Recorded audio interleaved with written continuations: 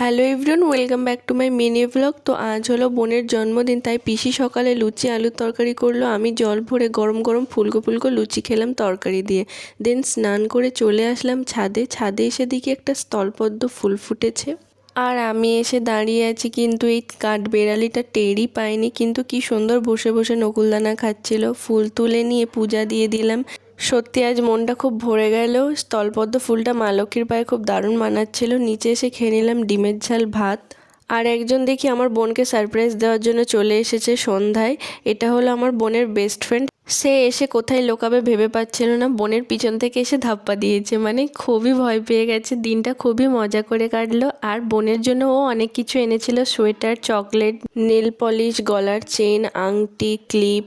দেন আমি বোনকে গিফট দিলাম। বাটনা পেটে বেরিয়ে পড়লাম তিনজনে মিলে। চলে আসলাম টেস্ট অ্যান্ড বাইট থেকে, এই কেকটা নিয়ে নিলাম। তারপর মাছ চিংড়ি কিনলাম। এসে দেখি পিসি করছে পায়েস, মাংস।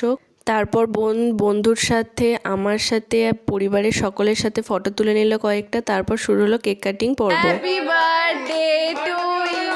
বোন সবাইকে কেক খাইয়ে দিল। আজ পিসি ভেবেছিল অনেক কিছুই রান্না করবে, কিন্তু মিঠি তাড়াতাড়ি খেয়ে বাড়ি চলে যাবে, তাই শুধুই মাংস আর ভাত হয়েছিল। ওরা খেয়ে নিল। টাটা করে মিঠি বাড়ি চলে গেল।